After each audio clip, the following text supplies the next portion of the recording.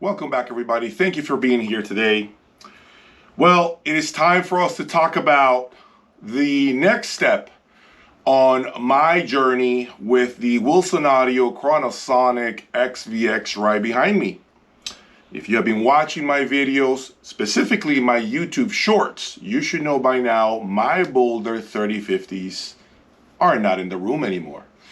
If you want to know what went down with my 3050s, just become a member of my website, jayaudiolab. But I do have great news for those of you who want some exclusive free content. Yes, I said it, free content on my website. If you go to my page, on the home page, if you scroll to the bottom, you will see 3 free videos, okay, that I have never published on YouTube, and they will never be published on YouTube. Okay, all you have to do is sign up for free, no credit card needed. All you have to do is create an account, and now you'll have visibility to these 3 videos. Okay, so that way you're not complaining or anything like that. It's free. Just sign up, create an account on my page, and the videos will populate and you'll be able to play them. Okay, as time goes on, I may add more content there for you guys to come and actually visit my site. All right, so that's a way of me giving back to you all. So be sure to go to my homepage of my website, jayaudiolab.com. Of course, paying members will get approximately 80 videos. I think it's upwards of 80 videos by now.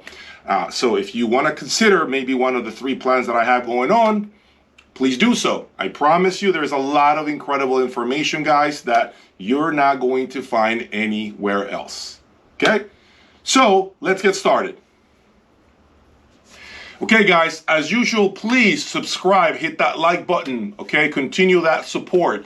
I have a lot of great things coming for this channel. Just now, you saw my Wilson Audio Chronosonic XVX. This was a dream for me that finally came true. Stars align, if you will. Okay, but I am in the middle of a situation. And me being an amplifier guy, someone who has owned in excess of 300 power amplifiers, I am, for the first time ever, admitting that I have basically no amplifiers left in my lab other than the Boulder 866 integrated, which is doing a fine job playing with my Chronosonic XVX. But as you guys know, it is by no means the right amplification for a $349,000 speaker, which by the way has difficult loads. The impedances drop to like 1.5 ohm, I believe. Okay, so clearly the amplifier is going to do what it can, but you're not going to get the most out of a loudspeaker of this caliber. All right, so today I want to talk to you guys about how am I going to spend the next $50,000 to $100,000. Okay, so stick with me here.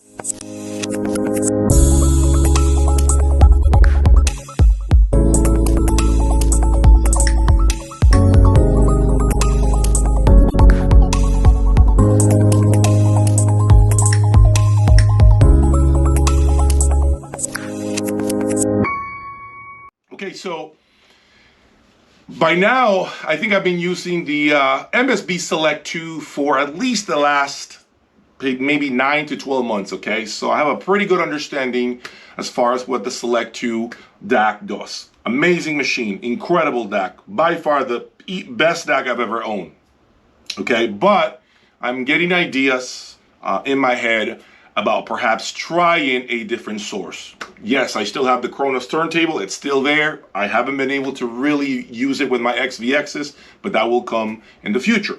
That's not going anywhere, okay? And so right now what I want to do is probably begin to explore with different DACs. So let me tell you what DACs these are. Okay, I'm looking at the Lampensator Horizon, a DAC that has received a lot of great press. I've heard it at several shows.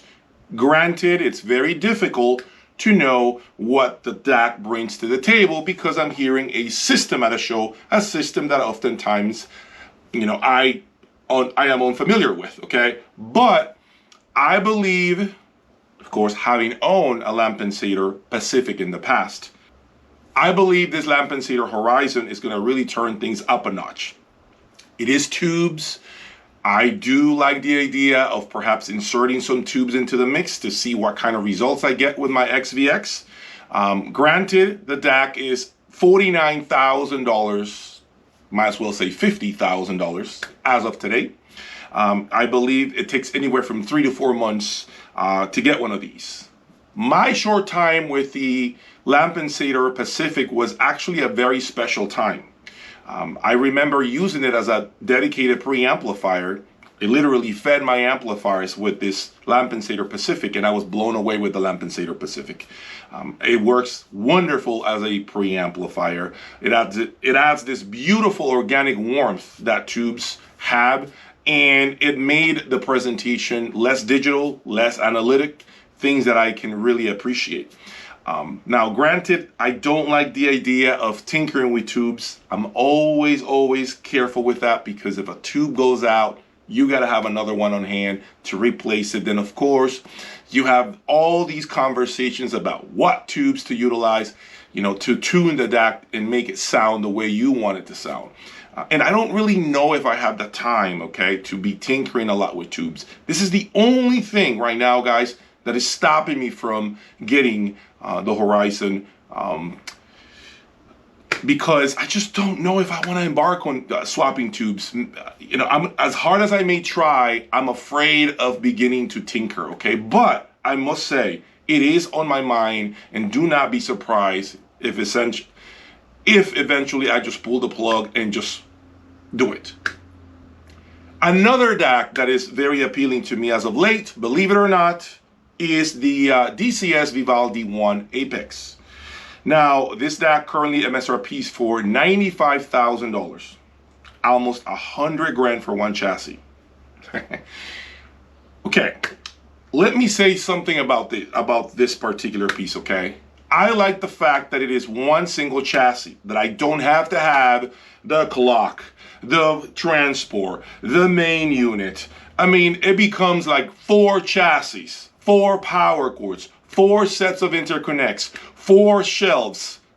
I don't want a DAC that requires that much space, that takes up so much real estate, and also the money that we have to spend on cables. Guys, this is why the Apex Vivaldi 1 is very appealing to me. Sure, can you get the external clock for it? Absolutely, you could. But I'm telling you that the appealing factor of this DAC is, number one, it's the new Apex. And also it's one chassis, and I gain a transport so I can play real digital files. To me, that's very, very appealing, okay? So that I can do proper comparisons between digital and my turntable, the Chronos turntable, okay? I really think that this DAC is gonna have the right synergy with my Wilsons, because we all know Wilsons sound really good with DCS, but my only fear, and this is the fear that I am having with the Apex. I have been told, by the way, that this has been fixed. But in the past, all of the DCS components that I've owned had this digital feeling to them, okay? It's the polar opposite of the Lampensator, okay? And I am afraid that if I buy a DCS, I won't be able to get rid of this digital feeling, the feeling that I'm listening to streaming, that I'm not really listening to something organic and with a lot more warmth, natural warmth, okay? And so, remember, this has to do with the old DCS Vivaldi and Rossini, not the new Apex, okay? And I've been told by credible sources that they actually worked on the analog section on this new Apex version, and they have completely mitigated my complaint, which is the digital feeling, okay? I just love having one chassis. What can I say? I love having one DAC, one chassis, and not having to be separating everything for maximum performance. Although, yes, if you want to knock me for saying this, my MSB is 3 chassis, but at least they make it in a way where you can actually stack them one on top of the other, because they have built-in feet that literally sit on top of the chassis perfectly. There's actually gaps on top of the chassis where you can insert each chassis on top of each other. That's not the case with DCS. We know this, okay? Another DAC that I'm contemplating is the Esoteric Grandioso D1X. Now, this is a mono DAC, so it has two chassis, okay? One per side. I just like this idea. I want to see what happens when you have dedicated DACs for the left and the right channel, separate chassis. What happens? Do I get more separation? Is there better organization of the instruments? Do I hear much more detail, a bigger soundstage? I like this new breed, this new chipset that Esoteric is currently building for their new line of digital products. In the past, as you guys know, I have owned the Esoteric Grandioso K1 Super Audio CD player / DAC. Construction is impeccable, okay? These things do not break. But in the past, I can honestly say that the Esoteric products from the past, when they were using the old chipsets, were a little bit on the analytical side. But I've been told that this new generation with the new chipsets, it's a different story. And so that right there has my interest. I love Esoteric. I just have not displayed it enough, but I have nothing bad to say about Esoteric, okay? Okay, so that covers sources. Now let's talk about the big elephant in the room, which is my lack of amplifiers for the speaker, okay? At this time, I want to say that there is unfortunately no cheap amplifier that will really make this speaker sound the way it should, okay? You're not going to get away with a $10,000 amplifier. You're not going to get away with subpar amplification, okay? I promise you, it will just reveal what you're feeding, okay? This speaker will reveal the quality of the electronics, okay? So I have to get serious when it comes to the next level of amplifiers. So this is why I'm contemplating the following. Griffin Apex. Yes, the flagship power amplifier from Griffin. Now, I'm contemplating the stereo version, which currently MSRPs for $104,000. Yes, when it was released about a year and a half ago, it was 99 grand. It has gone up in price, and now it's breaking the 6-digit barrier at $104,000, guys. This is a serious amount of money, which is why I am not going to embark on doing Apex monos. If I do it, it'll be a single stereo Apex, okay? What's attractive to me about this amplifier is, first of all, I know Griffin. I know the products. I've owned basically every amplifier they've built, with the exception of those amps long before my time, okay? But for the most part, anything that's current, I think I've owned just about everything that Griffin currently has, with the exception of the Apex. So I know a couple of things about them. They have incredible bass control, something that this speaker really benefits from. They are super stable, and they double down each step of the way. As the impedance, the demands of the speaker drop, the amplifiers respond quite well. They double in power, essentially.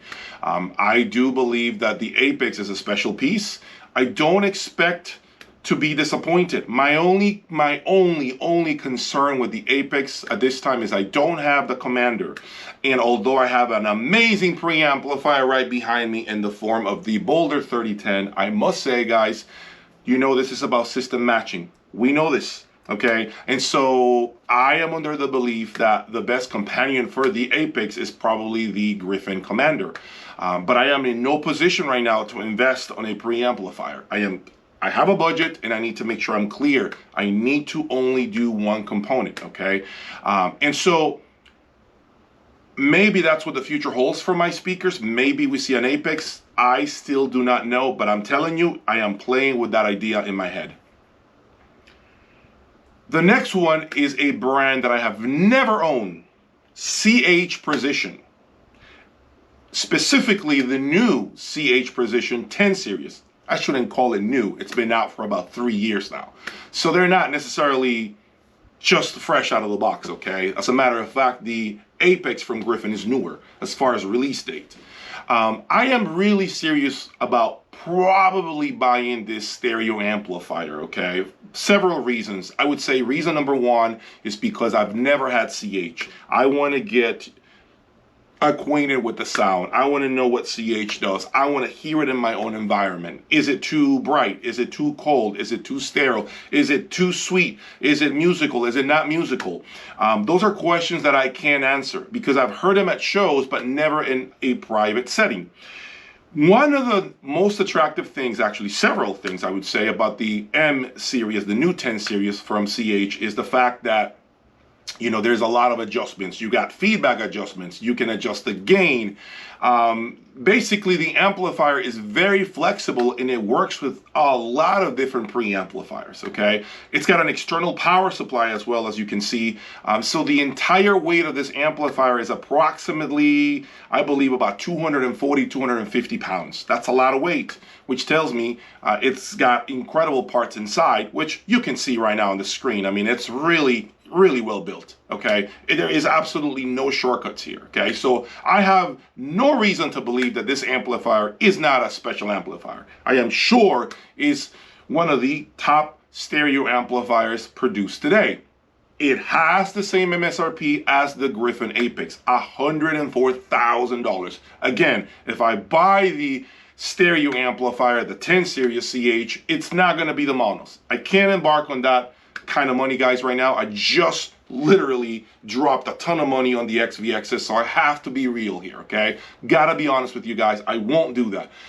That amplifier, my only concern with the CH is when I look at the power, it's 300 watts per channel, and then it goes down to 550, and then 900 watts, okay? So it's not really doubling down. My fear is 300 watts really enough for this speaker? I mean, I was feeding it 1500 watts with my Boulder monos, and I was blown away with what I heard. And so I'm afraid that maybe 300 watts per channel might not be enough. But again, I'm speculating. Make sure you understand that. I'm speculating. It might be, okay? It might be. But the Apex has 200 watts Class A, but I am already very familiar with Griffin. So I know power ratings on Griffin amps mean nothing, because when you hear them, you're blown away with the control, the speed, and the loudness, the power that they have, okay? I don't know about CH. I've heard great things from a lot of people that own it, so I can't speak about whether that amplifier is gonna blow me away or not. What I can say to you is if I consider the CH 10 series amplification, I have to hear it. I have to hear it in a private setting. I cannot spend that kind of money without hearing that amplifier and really understanding what it does. If I were to choose between the Apex and the CH, I feel more comfortable with the Apex because I've owned a lot of Griffin product, right? So I more or less know what to expect, more or less. Don't know what to expect with CH. I have no idea. So that is essentially, guys, what I'm thinking about, okay? What do you guys think? Give me your opinion underneath. What do you see as the better match for a source or even amplification, okay? Leave me your comments under, okay? I want to hear from each and every one of you as to what should be my next purchase. Stay tuned for more, and please do not forget to check out my website, jayaudiolab.com, where you will now find free content, okay? See you soon.